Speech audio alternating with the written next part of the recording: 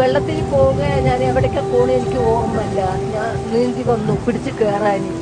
അങ്ങനെ കയറി കയറി ഇങ്ങനെ പോയപ്പോൾ അവിടെ ആന മൂന്നെണ്ണം ഉണ്ട്. അതിലൊരു കവുങ്ങിൻ്റെ മരം ഉണ്ടായി. ആ മരത്തിനെ കെട്ടിപ്പിടിച്ചിട്ട് ഞാൻ ഈ ആനൻ്റെ മുഖത്ത് നോക്കിയിട്ട് പറഞ്ഞു, ഒരു കൊമ്പനാണ്.